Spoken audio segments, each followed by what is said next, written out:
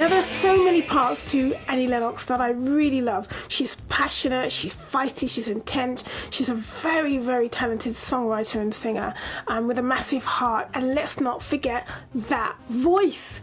Really, it's just one in a million, that voice. Really love chatting to her on the Skin Show. Introducing Annie Lennox. I remember the first time I met you. It was for Pavarotti and Friends with George Michael, and it was for the Dalai Lama. In Bologna, you were there? In Bologna, yeah, I was there. And we performed as well, yeah. And I remember we came down and there was a separate room for all of us, you know, artists and people performing at the show. I remember when I walked in and you were like, had your back against the wall, you had a cup of coffee, you were sitting in a kind of corner. And I kind of looked at you and I said, hello, hello. And you kind of had the most beautiful smile. You had a great, you always looked very stylish. And I'm thinking, oh yeah, she's shy too. She's not loving this at all. I was far more defensive than I am now. I'm not the same person as I was even then. My kids were very little and they were there with me. Well, they weren't that little. They were kind of like 12 and 10 or something. And they were with me. They came with me on that trip. Yeah. And so I was kind of having to be a mom and be a performer, and it's a completely different things. It's something energetic backstage as well. Like, I'm not going to be out there hanging out with people because, first of all, you know, if you're performing, you've got the voice and you just need to protect it. And so, yeah. You know, and you have to sit around for hours. And for me, I was always like, I have to stay in my dressing room. I'm not going to go out there. And it's not standoffishness as much as it was I need to be protective of my energy. I need to be protective of myself. I learned that the hard way by kind of like feeling I had to be the lead singer and I had to do this and I had to entertain everybody and blah, blah. And after a while, I was just kind of like, actually, I need to go back to the tour bus and I need a cup of warm something and I need to just chill out and not talk and not speak again until the next day. And you don't learn that until you lose your voice a couple of times. And then you're like, okay, yeah, okay.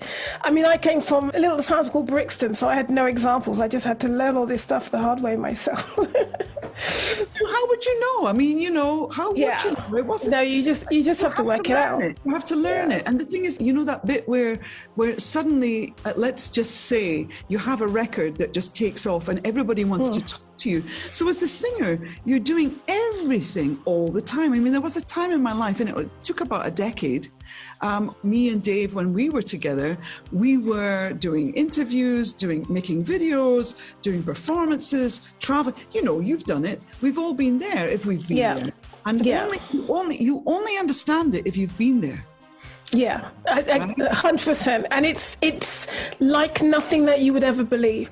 I was liking it too when we've had that first big hit that we had. I felt like I was on a steam train going full steam down a mountain and I was hanging on to the back of it for dear life.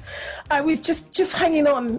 And there were wonderful moments that happened. And that is what you and I have in common, that we could speak for hours about. And people don't know about it, because I think I don't get to talk to many performers that often. You know, this is wonderful. I'm so glad. Really, I mean, we've got to do a series or something like that.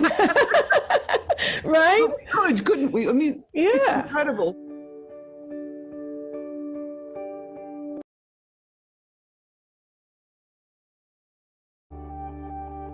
It's a tricky road, you know, writing political songs or songs about things that you really feel and believe in. And I was going to ask you about how you talk about that in your songs. How do you connect your activism to your songs? It's a good question. In the 90s, when the Amnesty International tour started with Tracy Chapman and Sting and Youssou N'Dour and Peter Gabriel. I remember that, yeah. Yeah, I was just blown away by what they were doing. I was looking at that combination of music, activism, and sending the message out about justice, injustice, human rights, all of that. And I thought, this is the best place where things actually connect and spark. And music has always been that platform, as we know. Yes. You know, I realised I'm not really the person to write that very direct anthemic song as much as I would have loved to. Maybe Sisters at the time, you know. Sisters at the time was very deliberate, and I thought, oh, I want to write an anthem for women. I want to do this, and it came right immediately. You're so lucky that happened, because when I do it, it's as naff as houses, you know. It's just like you go whenever I've wanted to write a song, I thought, that is the cheesiest thing I've ever heard. So you're lucky. I mean, it's a kind of alchemic process, and it just doesn't happen like that. It's finding that kind of unique way to write about it, I guess. I think if I can think about the most successful songs that I've written, we had a song called Little Baby Swastika. And I remember I saw this tiny little baby swastika, like a foot off the wall, little scraggly ones. And in my head, I was like, that looks like a child's done it, like it's the first attempt at some little kid. And I remember thinking, who put Little Baby Swastika on the wall? And that became the song, and that became the anthem. And I think it comes from that. It comes from seeing a little spark of something that takes you in a different direction, because we're living in an era where some of those songs have done. It's been done, and it's been done and done and done, right? Right. Everything is a little bit derivative. I mean, extremely, it's very difficult, I guess, to become innovative. And to be quite honest, I've written so many songs in my lifetime, and yet I can't just sit down still. It's still a mystery to me. I don't know how, I can't fathom it. And I actually have stopped writing for years because activism actually has taken over, to be quite honest, my speaking voice. I mean, I love to sing, and I love singing so many different songs. I sing every day. I sing here where I am right now. I see your Instagram every day. I'm like, oh, she's singing again. Great. It's for fun, you know. I'm going to go on a tangent now about innovation and polystyrene. Please. Polystyrene flashed into my head, and I thought, you know, I actually did see her perform at Hornsey Art School back then. I actually really did, and I have a memory of it. It's kind of vague about a lot of things, but what the memory is just seeing this kind of force of nature bouncing across the stage. I mean, like it was an energy force.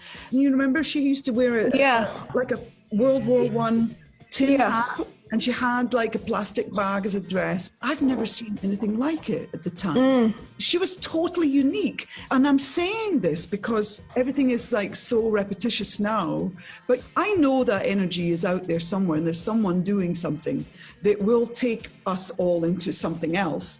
These young women burned bright, and they went too soon. I mean, in my opinion, it's something to do with the energy. I don't know. Yeah, absolutely. That, my friends, is the tip of the iceberg. More from Annie in the next hour. That is the end of the first hour, but I'm going to leave you in the warm, strong hands of Wolf Alice and their new single called The Last Man on Earth. And in a second, I have some more Annie Lennox up my sleeve. Here she is again, introducing Annie Lennox. I'm always fascinated about the next generation and what the kids are doing now, whatever. And, you know, I've been aware of your kids for a long time because they're both so incredible. And when you sing with your daughter, I just love it. You have this shining, like the look of pride when she starts singing. And you look at her like, oh, she's good. She's good. And it's not in that kind of way of like, oh, you know, my daughter's singing, isn't it lovely? But, everyone's just got to tolerate it because she's not that good. But your daughter really has an incredible voice. Lola has a really great voice. It's rich, it's warm. It's a real talent. Thank you so much. They will be absolutely thrilled to hear your beautiful compliments about them. Lola right now is finishing off her next record that will come out. She's soon to put an EP out. And we work together, which is just a thrill. Me and her and Braden Wright, who's her partner. We've ended up being a bit of a trio in a way. It's a fantastic. It's the best thing that ever happened to me in a lot of respects, in the sense that, you know, she's my daughter and I love her to bits, and I want to be her ally, and I want, you know, without being too dominating, I'm sort of enjoying working with her as an equal, like discovering her as a young woman artist, and we can put the mother-daughter thing in a way to one side in that relationship. That we become a creative team. It's the sweetest thing for me to experience. It's actually quite unusual as well, isn't it? Because a lot of kids, they're like, I want nothing to do with my parents. I want nothing to do. I want to be my own artist. I'm going to do a completely different style of music. So I do feel that loveliness coming from that. Lovely. And I always say, like, I'm not the momager. It's nothing. No, you're not helicopter mum. No. I'm not. I'm truly not. I really give her space. But we do have a very unique relationship, and I cherish that because it's been really important. It's incredibly important to me that I have a great relationship with my daughters, and that doesn't necessarily happen. I know I didn't have, and my mum and dad, we come from another generation, and I was they felt rebellious, and I was, in my own way, and it was difficult because we had a massive thing called the generation gap that was going on. It's less so now. You don't hear people talking about a generation gap.